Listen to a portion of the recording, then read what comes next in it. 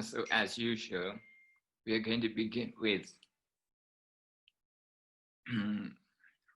recitation of the stanza to pay homage to the Buddha. Namo tassa bhagavato arahato samma sambuddhassa. Namo tassa bhagavato arahato samma sambuddhassa. Namo tassa bhagavato arahato samma sambuddhassa. Marlon, can you hear me?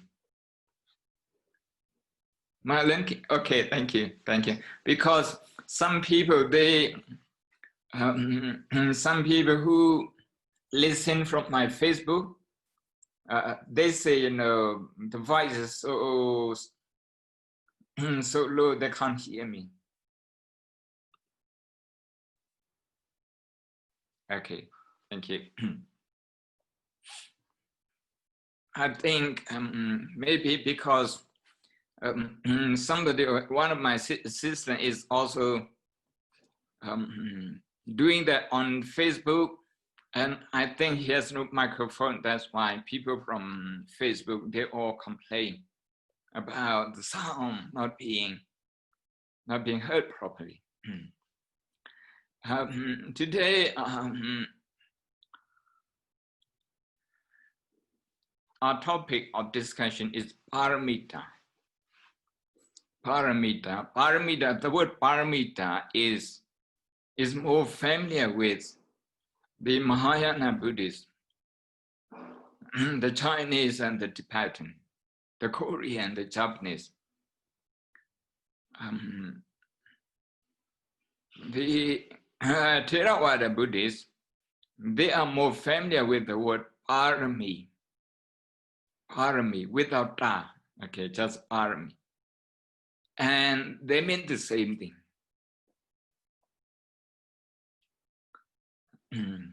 There is a remark by Bhikkhu Bodhi that in the early in early Buddhism, in the early Buddhist tradition, people focus more on the Eightfold Path.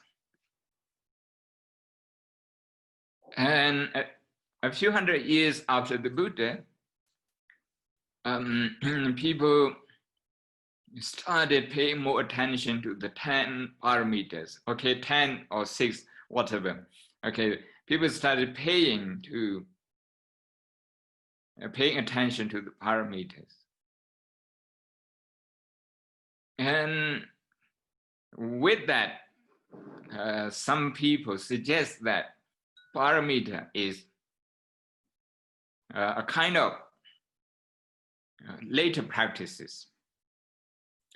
I myself, I have no opinion on that.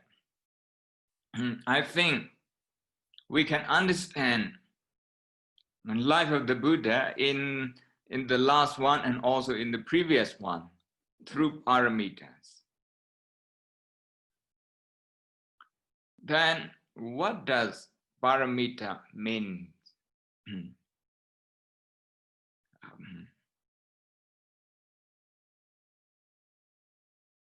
The easy translation, not exactly etymological, not exactly philological, but a loose translation is perfection. People say, okay, these practices, they make us a perfect human being. Well, we can debate about perfection or being perfect. I think if we go by the teaching that emphasizes on suffering or on dukkha, perfection is not the aim. And we don't need to be perfect to reduce suffering or to overcome suffering. But I can understand if some people use their imagination and would like to call this perfection. I don't think I have any quarrel with it.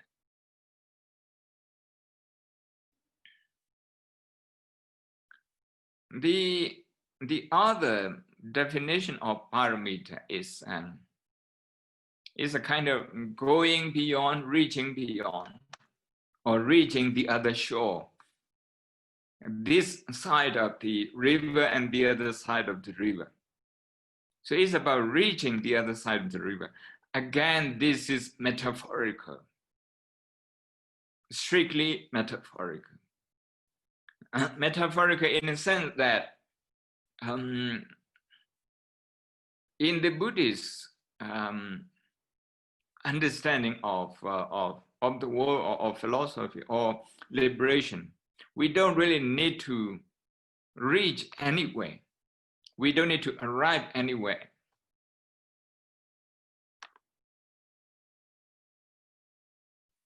If we talk about arriving at wisdom, we are talking about arriving at a quality, acquiring a quality. At that quality, we don't really need to travel, somewhere, not on this earth and not beyond, not to heavens, not to anywhere. We need to focus on our own experiences, our interaction with the outside world, with other people. And for most people, the default setting is fear, is anxiety, is worry. These are our default position.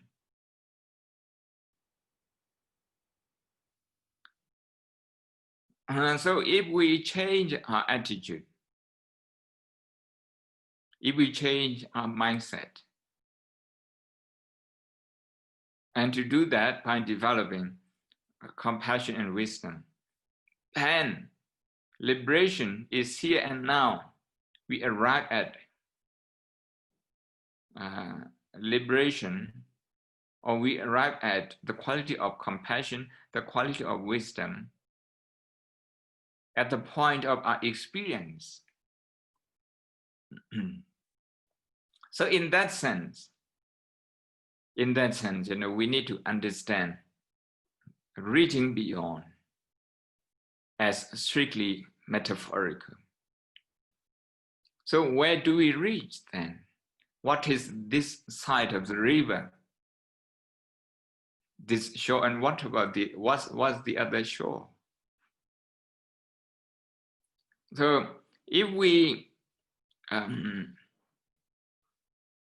for a moment, revisit the wheel of the middle path, the wheel that has 8 factors, that has 8 spokes, that has 8 spokes.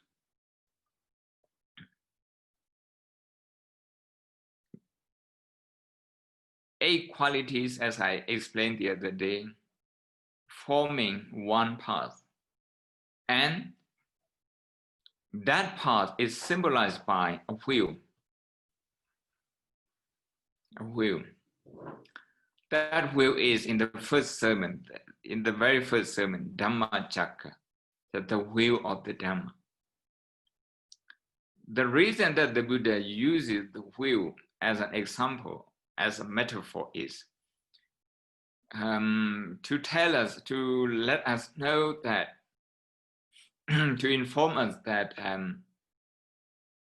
his teaching is considered a vehicle, a transport. So elsewhere, the Buddha said that very clearly, that his teaching is like a raft, is like a boat, is like a ship, is like a plane, is like a car. Okay, once you have reached your destination, you have no reason to cling to this as me, as my. Okay, you have no reason to identify with this as yours. The purpose of the raft is to take you to the other shore. Once you have reached the other shore, you have no reason to be clinging to that raft or to be sitting in that raft forever. You need to let go. So the teaching of let go is even applied to the Dhamma, to the teaching itself. We need to let go of the teaching also, but only after we have reached the other shore. What's the other shore then? Okay. If you are really, really agitated, then you are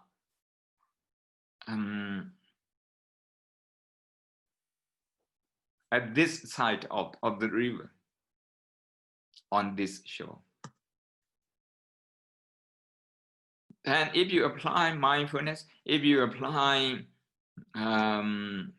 right understanding, right intention to speak in the language of the Eightfold Path, but to speak in the language of the Paramitas, if you apply patience, if you apply wisdom, which is similar to right understanding, if you apply loving kindness, which is similar to right intention,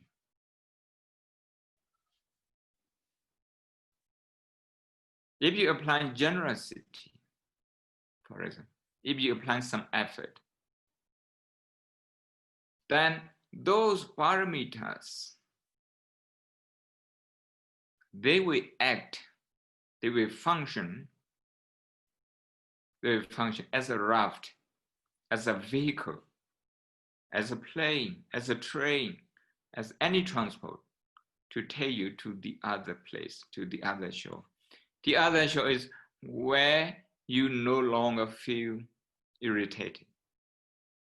When we say where, when we say the space, again, this is strictly metaphorical.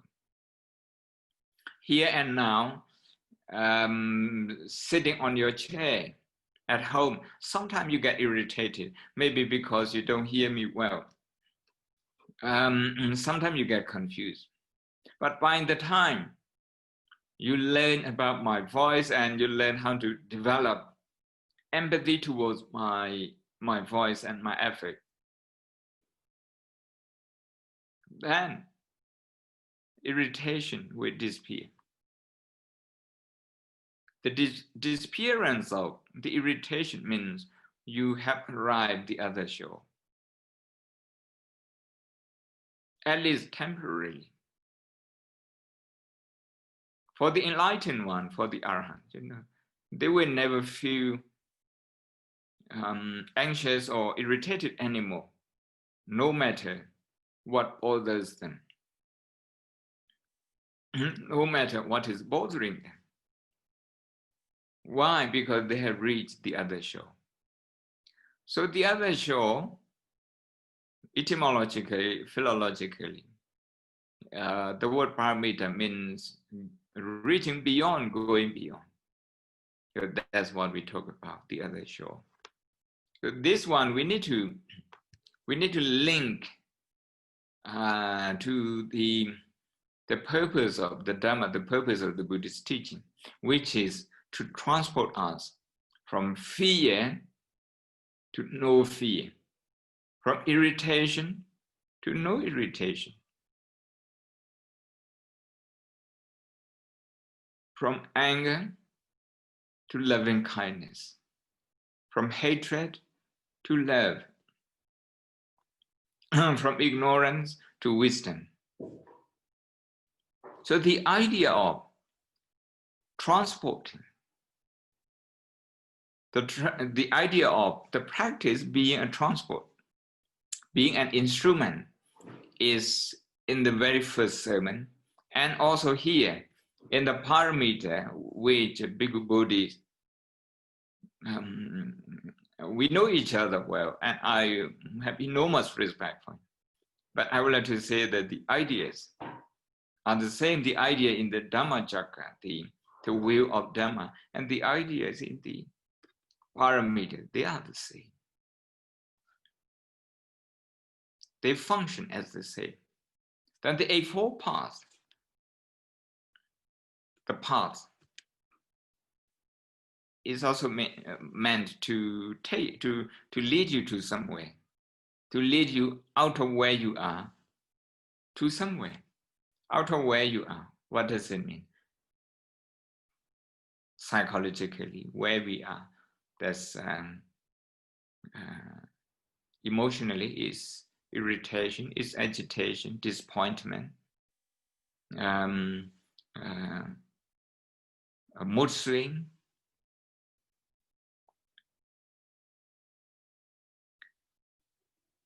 fear, as I mentioned earlier, all those things. This is where, okay, as an unenlightened being, where we are. Where we are. If somebody says something we don't like, we either react or become judgmental. So in terms of psychological quality, we are just here on this shore. So what do we need? We need an instrument to reach the other shore. So those instruments are paramita, the 10 paramitas. In Theravada Buddhism, we talk about 10 paramitas. As I have given you in the outline, the first one is generosity. The second one is moral ethics, ethical behavior, ethical conduct, ethical attitude. The third one is letting go. Then the fourth one is wisdom. The fifth one, effort. Then comes being patient, being tolerant, being understanding. Understand in the sense of being tolerant. Then being truthful. Then determination follows. Loving kindness, which represents compassion and sympathetic joys. And then the last one is balanced mind. I will just go through all of them briefly. Being generous is being a kind of, sharing with other people, the practice of sharing. Sharing our time, sharing our knowledge, sharing our presence. If you develop mindful listening, compassion listening to someone in distress, so that's sharing your presence, sharing your time.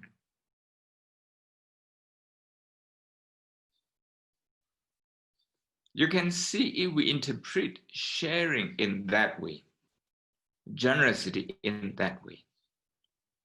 This in itself covers maybe all other paramitas. Because when you have the courage or the willingness to share, that means you already have loving kindness and your emotion is balanced. The last two, metta and upekkha. That also means you are determined to do something good rather than bad. That is determination. Being generous means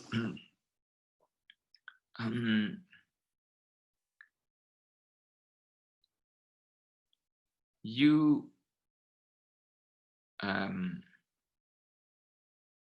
take other people's welfare and well-being seriously into consideration.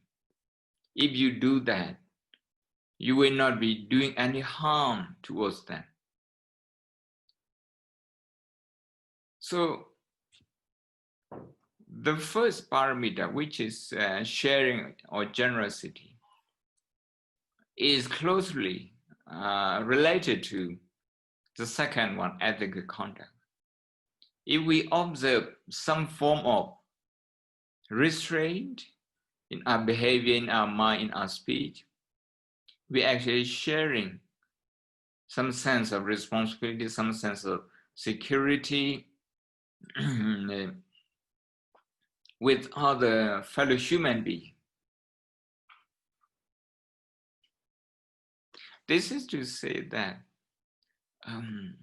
generosity and moral practices, they are close to each other. They have a lot to do with each other. Letting go, of course, if you're able to share to a certain extent, you're willing to let go. To let go of your time, to let go of your wealth, to let go of your knowledge, what you know, letting go. Generosity is not self-centered, it's other-centered. It centers on other people. As a result, you also have not just letting go, you have wisdom in there. Because wisdom means reducing pain, reducing suffering. Wisdom is not about a university degree.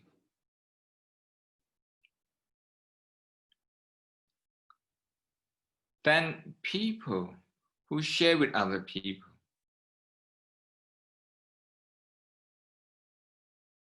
sharing is the first paramita, who share with other people, they obviously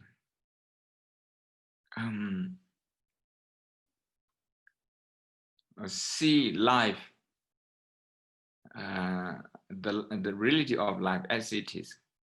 That is why, they make effort. It's their wisdom that sustains their generosity. And effort is already there when somebody shares with somebody else.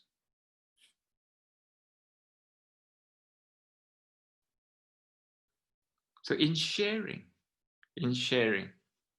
with other people, not just material things, but also many other forms of sharing. If we practice that, then, as I've just been trying to explain you, the other paramitas will come in order to share something with other people. You need to have positive thinking on them. If you have positive thinking on them, you're not going to be behaving in a way that is immoral, unethical towards them.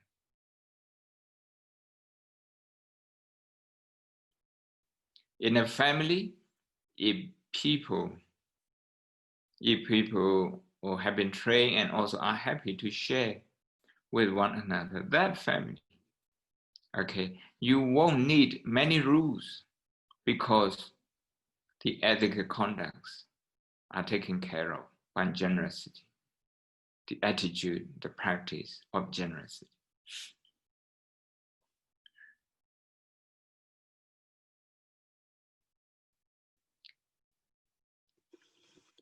Then number 5 is patience. Sometimes we translate this tolerance. That's to accept other people as being different from us. To accept. Acceptance is emphasized here. We're not trying to make them to become similar, to become the same as us. When you see people who are different from you, usually you have fear. But when we accept, we are actually saying that it's okay to have people of different opinions around us.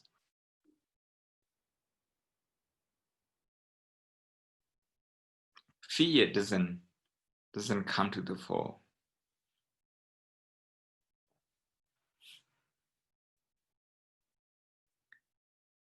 Some people say the word tolerance, to translate this one, Kanti or Shanti as tolerance, is a little bit negative.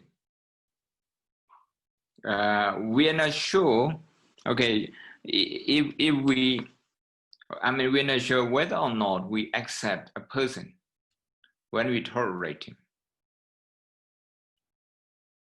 But to accept is a lot more mature than to be tolerant. So some people take the word tolerance in a rather negative way. So mindful of that, I'm just saying that tolerance is not the only translation of this Kanti. To be patient, to be perseverance, and to be resilient, I think those qualities, they also come in here. And then the next one is in Pali called Satya.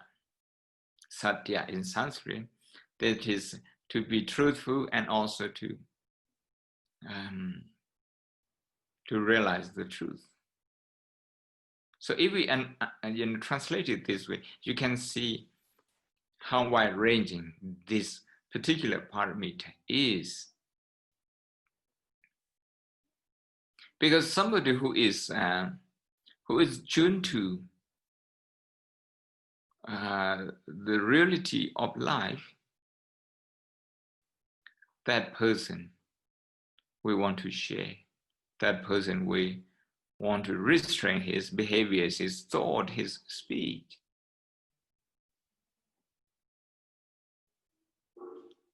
So we can see how these 10 parameters are interrelated.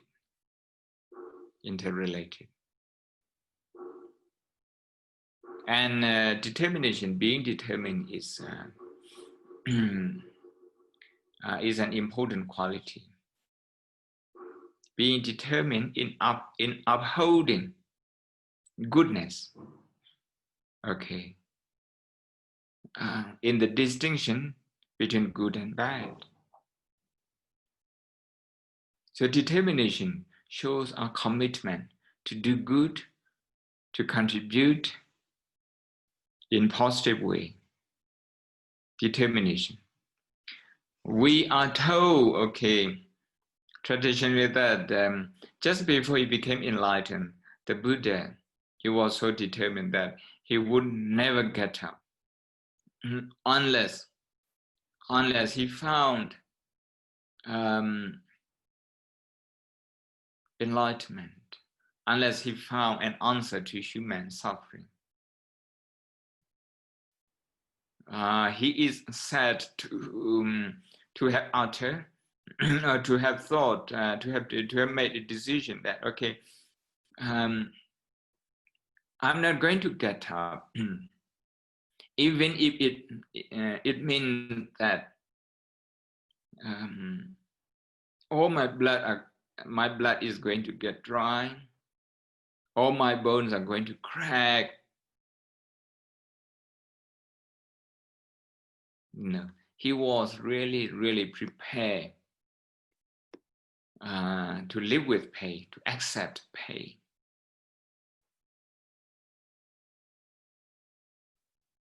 So that's what we call in Pali Adhitthana Paramita, in Sanskrit Adhisthana Paramita.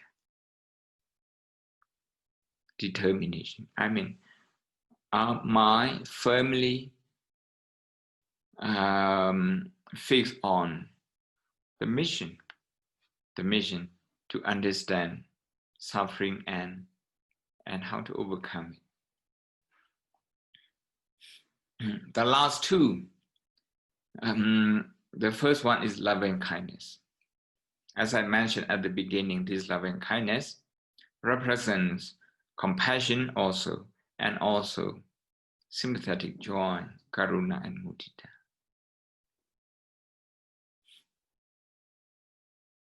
The reason is that in Pali metta, in Sanskrit maitri, which is loving kindness, how do we develop loving kindness towards other people, towards someone?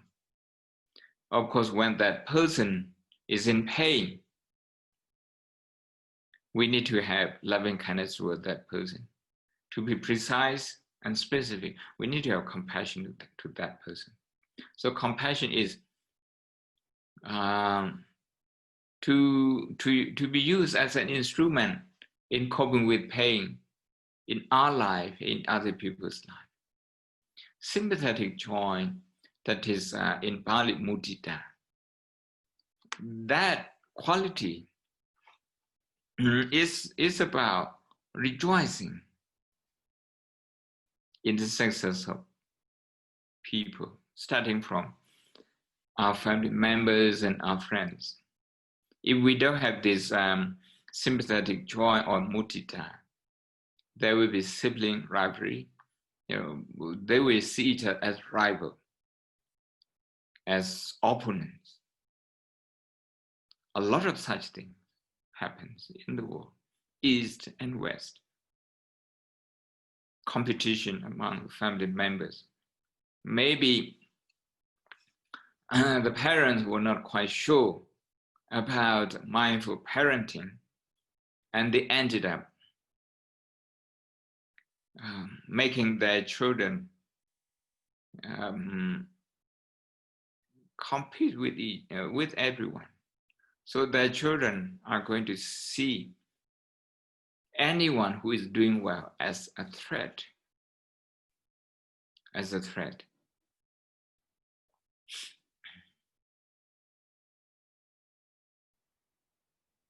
That is why loving kindness means to feel the pain of people when they are in trouble and to rejoice with them when they are doing well. This second part, we often forget. We forget to be happy. We forget to rejoice in the good thing in our life, in our family, and in the life of the nation, or even in the world. So compassion and sympathetic joy, I would include them in the loving kindness, which is number 9, paramita. The last one, upekkha. Upekkha is in Pali upekkha. This is a balanced emotion. Some people translate it in the earlier days. Okay, in the early days, some people translate it as indifference. I don't agree with that. Upekkha as one of the 4 qualities based on positive emotion, based on kindness and compassion. I don't think there is any place for being indifferent. Equanimity is another word people use. But the word equanimity, equanimous, is actually is almost not an everyday word. Not many people know exactly what it means. So, having considered the materials in the suttas and also in the Abhidhamma, 2 of the 3 collections of the Buddha, I've come to a conclusion that a better, a more understandable definition of upekkha is balanced emotion. Your emotion at that point is balanced between compassion and sympathetic joy. with compassion, when you work on pain, you can be derailed, okay, quite easily, and get frustrated, upset, even, anger and hatred towards the people you think are causing injustice.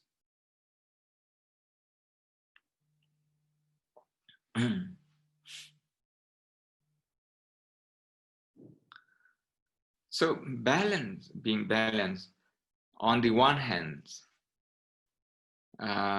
compassion, not exactly compassion, is the barriers to compassion.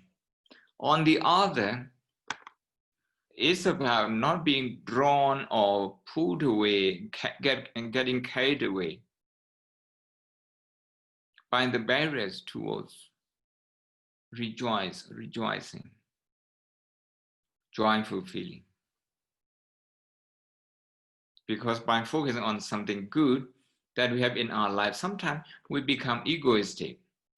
But by focusing on other people's success, sometimes we get jealous. But sometimes we become depressed because we think we are not doing as well as they do.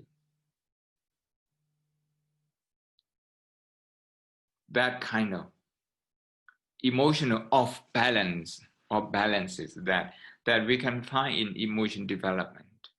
Even if people don't make any effort to develop their emotion, people still go through these things, these emotions. So the last one, upekkha, is about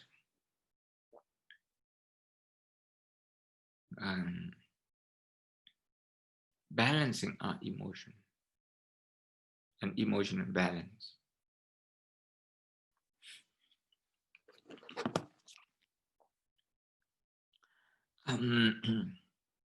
In Mahayana Buddhism, not in Theravada Buddhism, people talk about 6 Paramitas, not 10.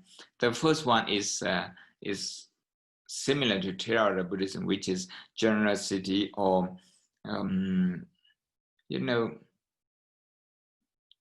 sharing oneself with other people, our energy, our knowledge, our presence, resources, it's about sharing with them, the first one. The second one is also the same, which is morality, which is in Pali, sila, in Sanskrit, shila. That is some form of restraint that we need, that we have to do in order to live in harmony in human society and in order not to harm them, not to cause harm to them. So some form of restraint.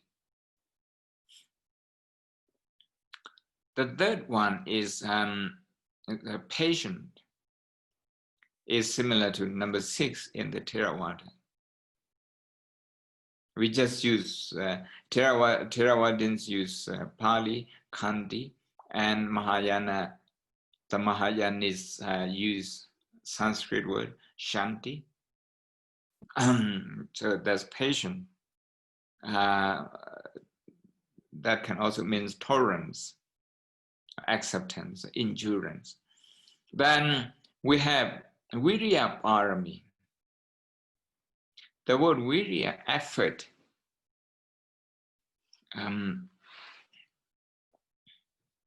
is also part of Theravada Buddhist list of paramita. That's number 5. And here is number 4. Then we have dhyana. In Pali called jhana. That's meditation. And they talk about one-pointedness, concentration. And the last one is prajna, that is wisdom. Wisdom. In Theravada, in the list of Theravada, wisdom is number 4. And here is number 6. And here, the list of 6 parameters is not unique to Mahayana Buddhism. In some of the Theravada commentaries written by Acharya Dhammapala, you also have these 6. So you can see the dialogue going on between different schools of Buddhism. For people who take 6 paramitas, for them,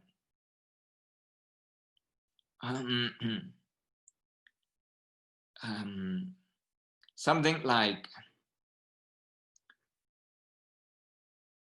being truthful is about being moral. So Sajja Parami in Pali, Sajja Paramita is part of Sila Paramita, meaning being truthful is part of your precept. So if you practice moral precepts, you're expected to be truthful. So truth is not considered separately in the list of 6.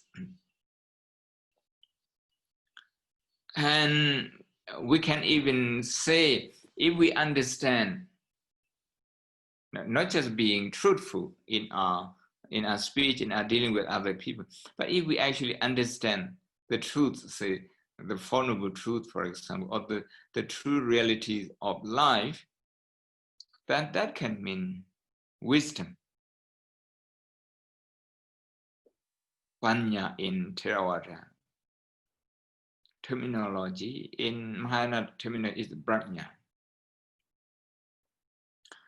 And the last 2 in Theravada list, which is loving kindness, metta, and balance emotion, upekkha, and we can argue that they are part of meditation, dhyana. Actually, in Theravada Buddhism, upekkha, balance emotion, is considered a form of meditation. So this is to just to briefly explain that we shouldn't read too much the difference in number 6 and 10, because it's a different way of presentation. So before I conclude, what I want to say is that, for example, if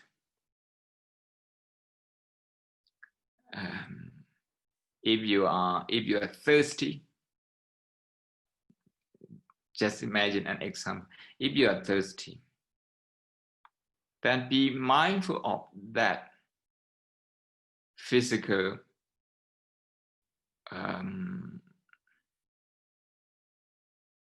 status at that time. How do you feel when you feel thirsty? So you are tuning to reality of the body. At the same time, we can also say you are learning. Okay, you're trying to know, to understand this true nature of the body. You're observing it.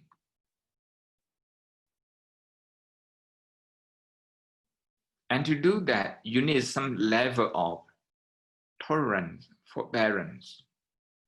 You need that. So Khandi Parami also comes in. But by observing our thirst a little bit, when we get to know that this is the nature of the body, the physical body, that acceptance, that insight into the reality of the physical body helps us see things as they are, which is wisdom. The fact that we are putting some effort to understand it is effort. Paramita, there's a virya paramita. If we do that often, the mind will become less and less attached to things. So the capacity to let go with certain develop. By observing our thirst, before we take a sip of water, that gives us an opportunity to feel compassion, because everybody feels thirsty at some point during the day. So they need to take, some people take tea, some people take coffee, some people take water. For me, this is hot water. This is what I take hot water. So when I drink that, if I become aware of, mindful of the reality of this physical body, I would be kind to myself. I wouldn't,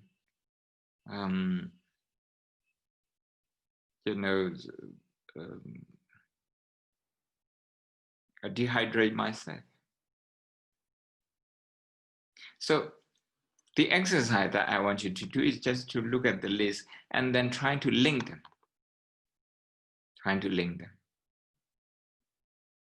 In that way, you can reduce the list to 6, maybe just to 1.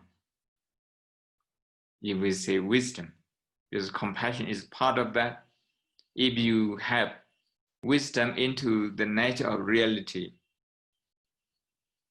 then you would be sharing, you would be restraining yourself. You will be able to let go. You will make effort. And you will be very committed to good things, to seeing good things, doing good things. So this is how paramita should be understood. We shouldn't understand them as a ladder. Okay, we climb one step each time. I don't think it works that way. By the way, many traditional scholars would consider it that way. But I think it's about integrating all the 10 factors. So the list is to remind us, checklist, what we can and should be doing. So if you are practicing one particular paramita, you are actually practicing more than one. It's a lot more. If you do this exercise by looking at the list of paramita, then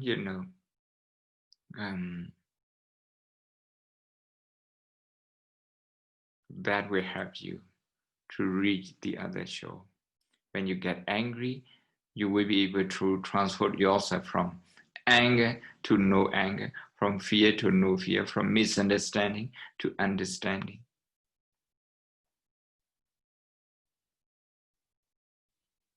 Thank you, everyone. Thank you, Marlon. Any question? Thank you, Bhante.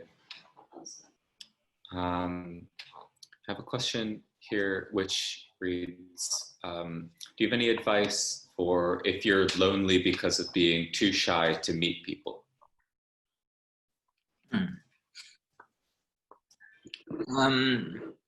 Yes, I think if we are shy to meet people, if that's part of our nature.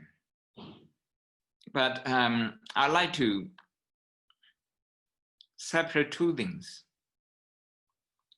Not meeting people and being lonely, I want to separate these two. Sometimes people are in a relationship, they meet people, and they have a lot of friends, they still feel lonely, meaning they can't connect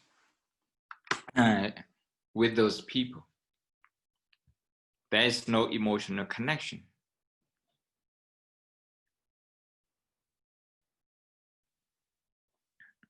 Then for people, then I like to take each problem separately. Let's talk about being shy to meet people.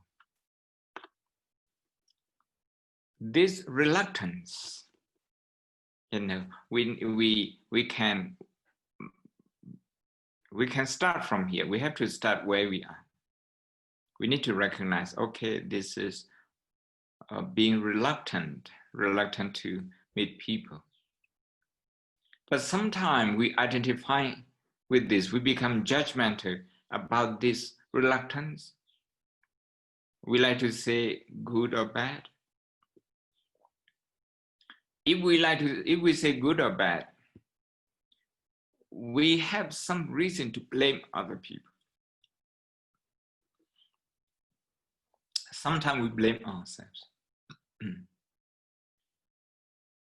Because being shy to meet people, this might come from our experiences in our childhood.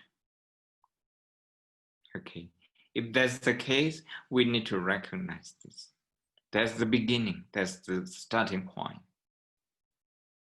And as I often say, among the English words that I have learned, one word that I really like is the benefit of doubt. So if you give yourself the benefit of doubt about being shy, it may be good, it may be not be good. Just give yourself some benefit of doubt.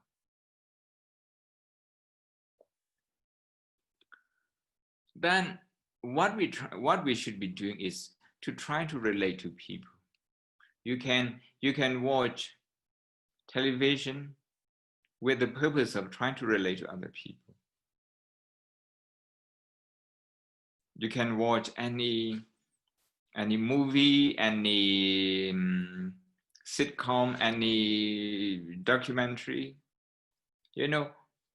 If we look for, we always have something to relate to. I watch documentaries from Africa, about animals. I watch them, and I have a lot to relate to them,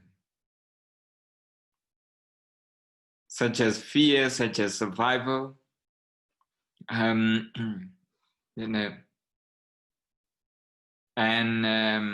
competing for limited resources, a lot of things. So if we can relate to that kind of thing, that will help us to come out of being shy. Of course, one quality that would do well is to use compassion. When we should be meeting people, if we are shy and we don't go out, now at that time we should be observing compassion towards ourselves, because we might miss the opportunity to be with other people, to serve other people, to do things for other people, to help and contribute in reducing the problem of the society.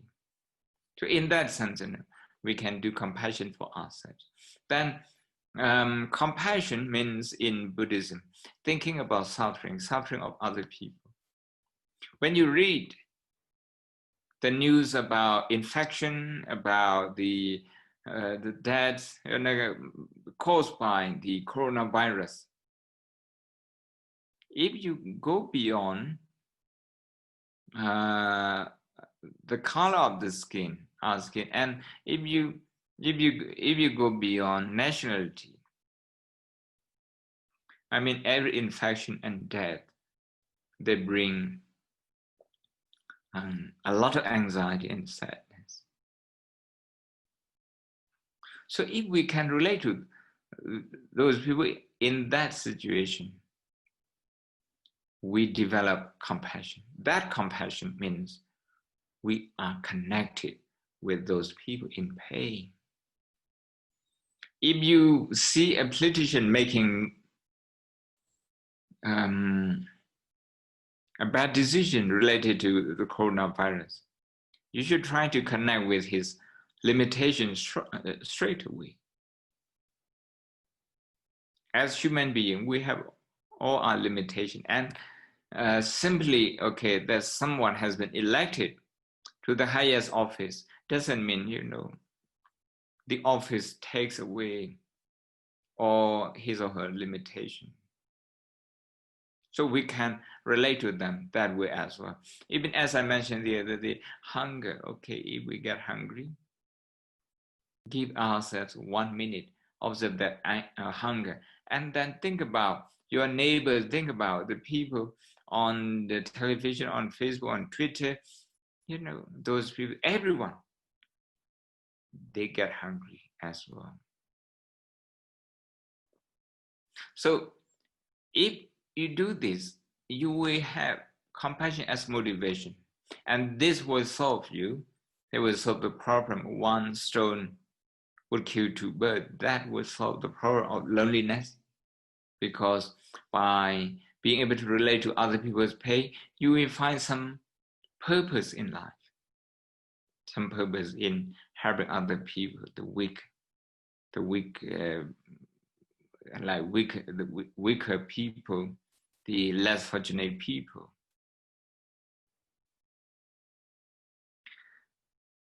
But if you're going to start with loneliness, again, if we want to use mindfulness, we need to identify that loneliness and then recognize it as it is.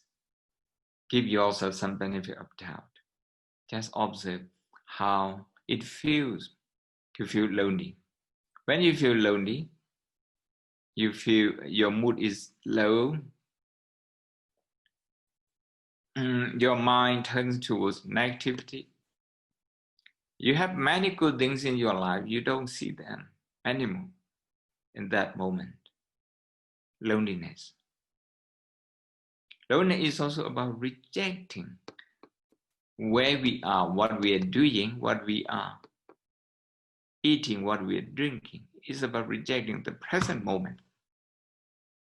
Loneliness. So one bird killing one stone killing two birds means, mindful compassion will help you solve the problem of loneliness, and also feeling shy to meet people. More questions? Thank you, Bhante.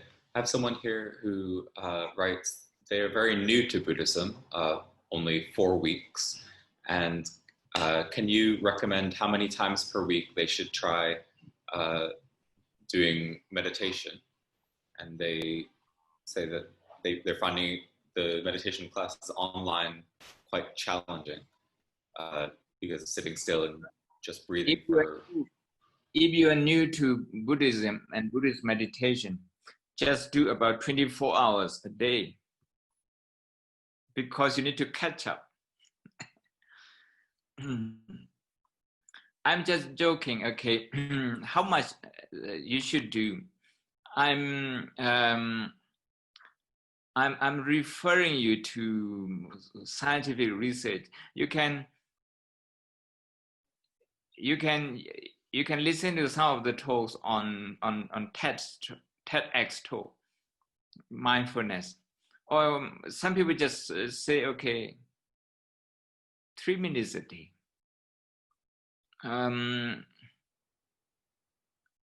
Other scientists, they talk about like Siddhartha's brain.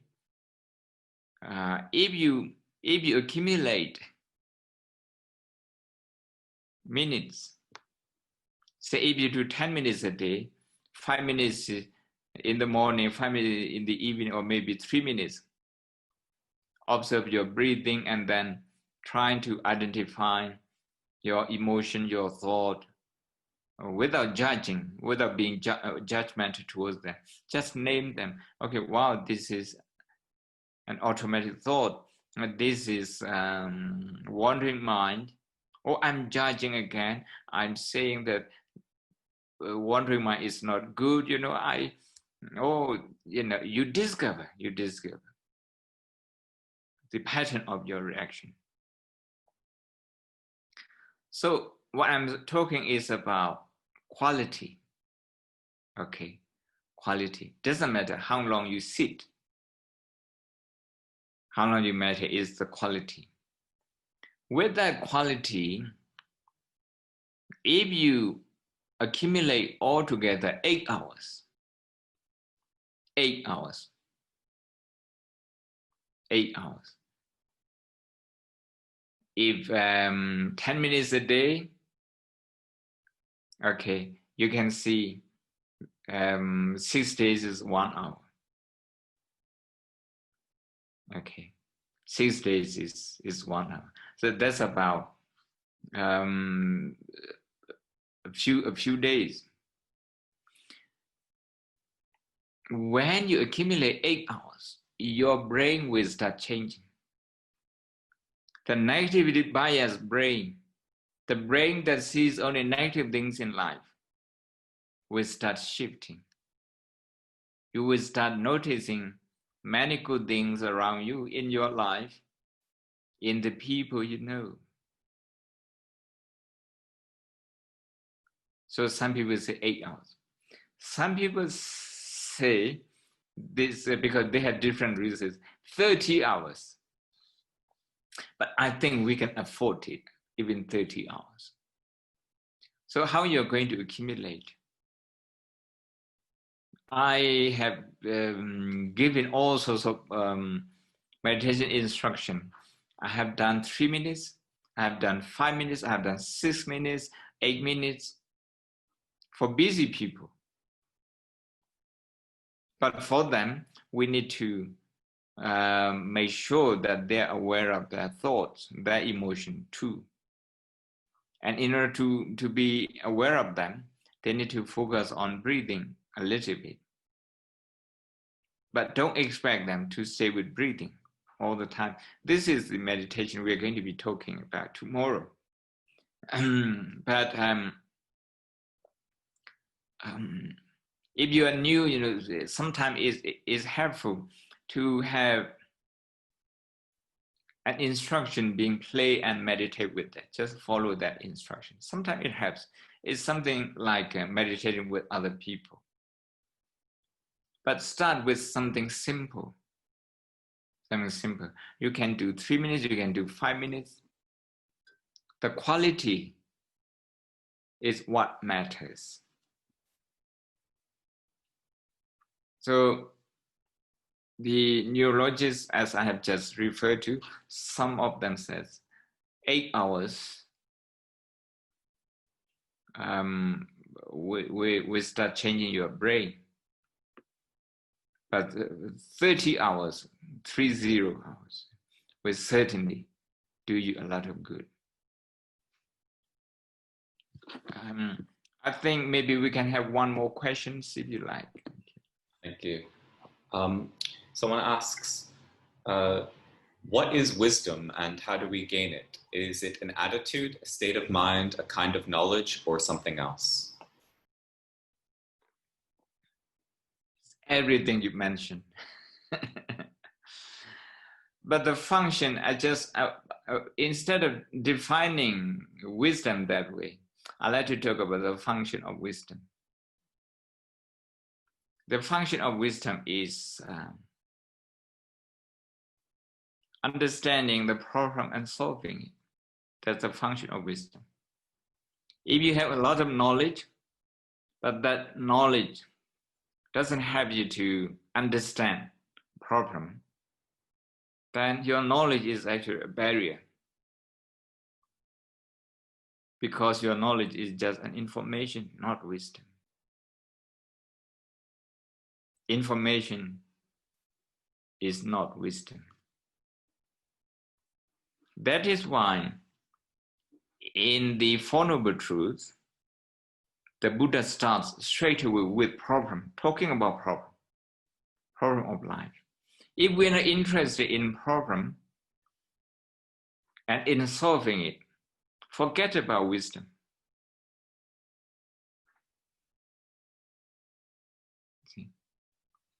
Then earlier I said, it's everything that you mentioned. Attitude, for example. The attitude. The attitude, what attitude? The attitude that problem needs to be faced head on, It needs to be studied, investigated, looked at closely. So this is an attitude. It's also about relying on ourselves, another attitude.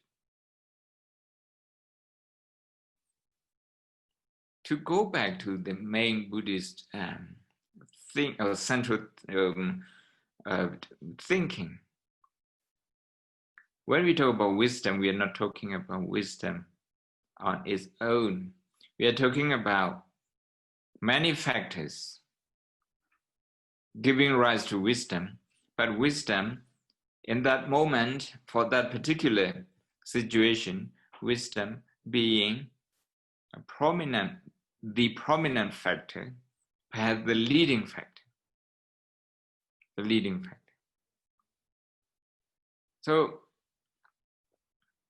we make decision every day, but a decision that solve problem, big or small, that's wisdom.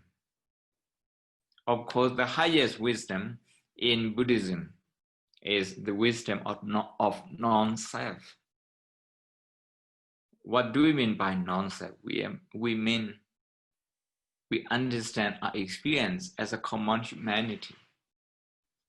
Because when we tend to personalize and look at our experience as being unique, that's the basis of loneliness.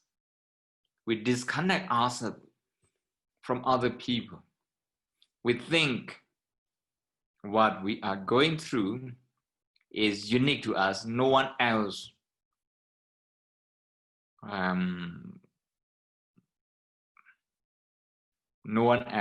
experiences or knows this.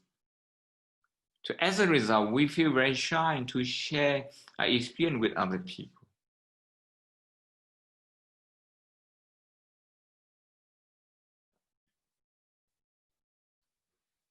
To come back to the main point, the function of wisdom. The function of wisdom is about reducing suffering, reducing problem. And if someone behaves in that way, that person has wisdom. A person may look very wise, but if his approach, his opinion, his action doesn't contribute to reducing pain and problem that we face in day-to-day life, that's not wisdom. I hope this gives you something